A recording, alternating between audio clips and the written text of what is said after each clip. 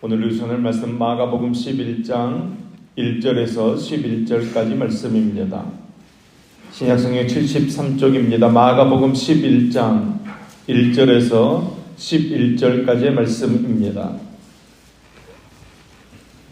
마가복음 11장 1절에서 11절까지 말씀을 우리 같이 한 목소리로 읽겠습니다.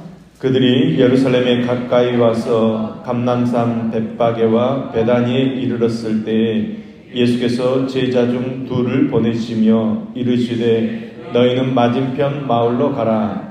그리로 들어가면 곧 아직 아무도 타보지 않는 나귀 새끼가 매여 있는 것을 보리니 풀어 끌고 오라.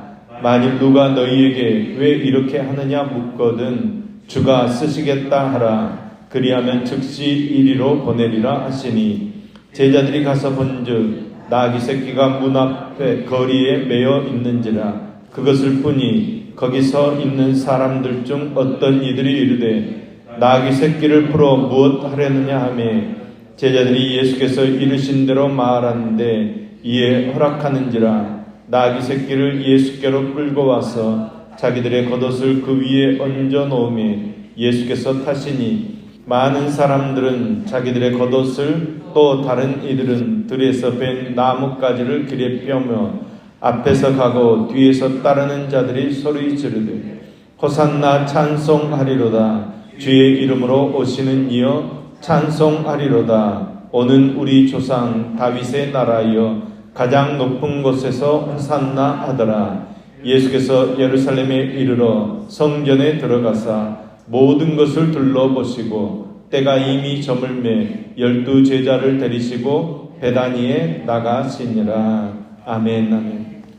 오늘은 마가복음 11장 12장 말씀을 통해 하나님께서 주시는 은혜를 함께 나누겠습니다.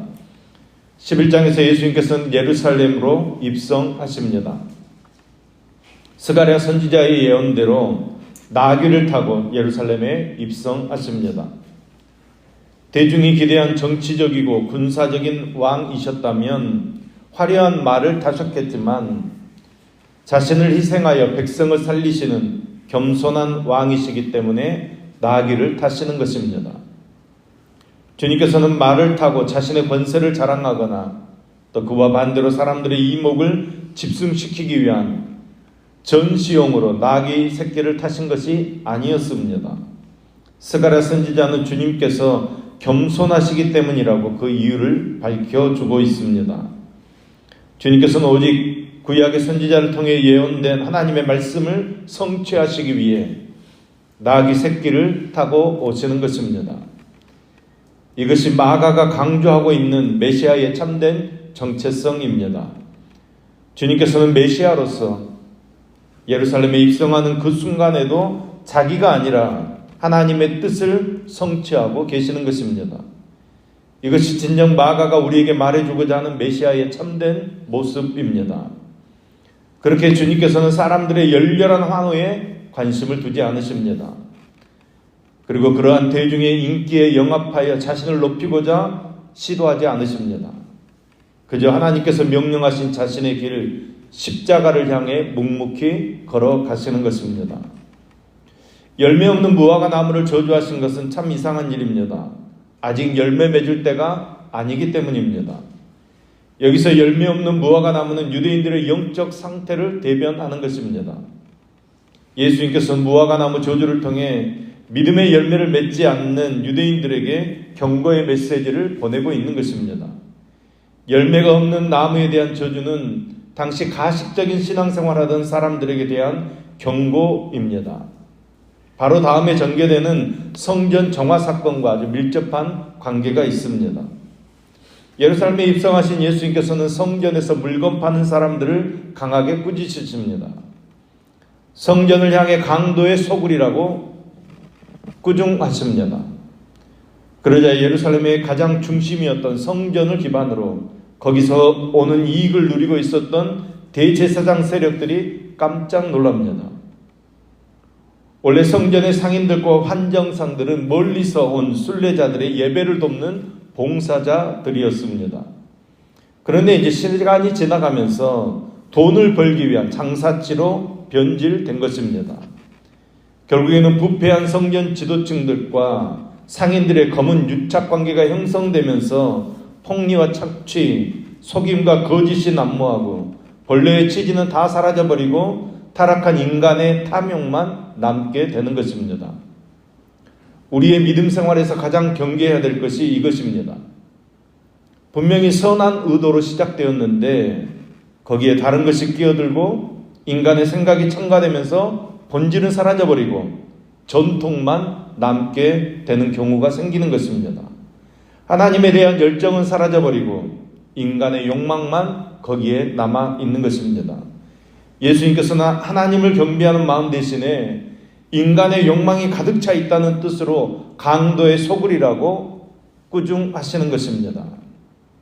이처럼 11장에는 성전을 잃어버린 이스라엘 백성들의 영적 상태가 아주 적나라하게 드러나 있습니다. 외형적인 성전이 분명히 눈앞에 존재하고 있는데 성전을 잃어버렸다고 말하면 어불성설이겠습니까? 그렇지 않습니다. 눈앞에 분명히 성전은 존재하고 있지만 그 성전은 참된 성전으로서의 기능을 상실해버린 것입니다. 그래서 12장에서 주님께서는 성전의 주인 행세를 하고 있었던 이스라엘 종교 지도자들의 실체를 비유를 통해서 드러내고 계십니다. 포도원 주인이 포도원을 세놓고 잠시 타국으로 떠났습니다. 포도원에서 나는 소작의 일부는 농부들이 관리하는 몫으로 누려도 좋지만 약속된 수확의 나머지는 주인에게 돌려드려야 합니다.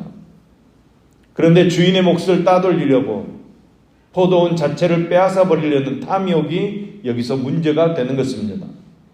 사악한 포도원 농부들은 유대 종교 지도자들을 말하고 저들에 의해 죽게 된 포도원 주인의 아들은 예수님 자신을 암시하는 것입니다. 즉 포도원 주인의 아들로 포도원에 파송된 메시아이신 주 예수 그리스도의 순환과 죽음에 대한 예고입니다. 계시의 말씀이라고 말할 수 있습니다. 그렇다면 포도원 농부인 사악한 청지들의 운명은 어떻게 되는 것입니까? 주인을 배신한 저들은 결국 비참한 파멸을 당하게 됩니다. 주인이 농부들을 진멸하고 다른 사람에게 포도원을 맡기는 것은 하나님께서 예루살렘의 종교 지도자들을 심판하시고 그들의 역할을 믿음으로 반응하는 사도들과 이방인들에게 넘기실 것을 예고하고 있는 것입니다. 우리의 삶을 되돌아봐야 합니다. 하나님의 것을 자기 것이라고 소유권을 주장하고 있지는 않습니까?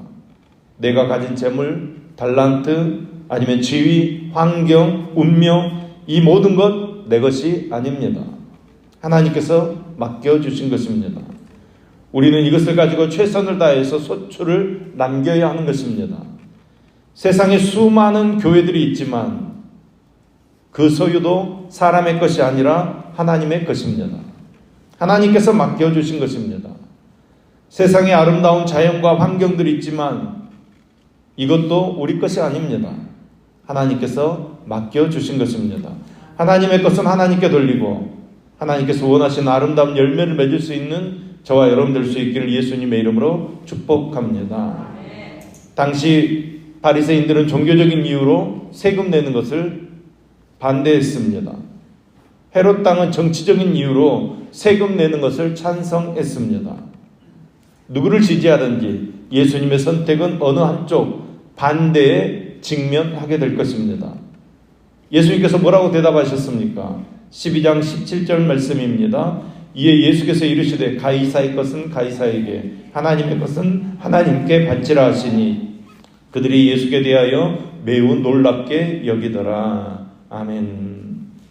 하나님께서 정부와 왕을 세우셨기 때문에 하나님께 드린다는 생각으로 세금을 내야 한다는 것입니다. 바리새인들처럼 세금 납부를 거부하는 것은 왕을 세우신 하나님의 뜻에 어긋나는 것이고 헤롯 땅처럼 왕에게만 충성하는 것은 그 위에 계신 하나님께 불순종하는 행위라는 것입니다. 예수님의 대답은 두 가지 모두를 다 감당해야 한다는 것입니다. 이 세상 나라 백성으로서의 의무와 또 하나님 나라 백성으로서의 의무를 함께 잘 감당해야 한다는 말씀입니다. 우리는 세상과 구별된 삶을 살아야 하지만 세상과 분리된 삶을 살 수는 없습니다. 우리는 이 땅에서 살아갑니다. 여러분 이 땅에서 우리의 삶의 자리에서 하나님의 나라를 이루어가는 것이 우리의 사명입니다. 서기관들과 바리새인들은 자신들이 만드는 수많은 매뉴얼들을 지키느라고 정작 그 계명, 그 율법을 주신 이유와 근본 정신을 놓쳐버렸습니다. 여러분, 그 근본 정신은 바로 하나님을 사랑하고 이웃을 사랑하는 것입니다. 신명기 6장 4절과 5절 말씀, 마음을 다하고 뜻을 다하고 힘을 다하여 내 하나님 여호와를 사랑하라. 이 명령과 또 레위기 19장 18절 말씀, 내 이웃 사랑하기를 내 자신과 같이 하라. 나는 여호와니라. 라고 하는 하나님의 율법이 주신 정신, 이유에 대해 정작 바리새인과 서기관들은 그 말씀의 본질은 외면한 채 사람들의 전통과 가르침을 붙잡고 그것을 지키기 위해 하나님 사랑과 이웃 사랑 정신을 놓쳐버렸다는 것입니다. 사랑이신 하나님께서 하나님을 사랑하며 이웃을 사랑하는 삶을 살도록 우리를 초대하십니다.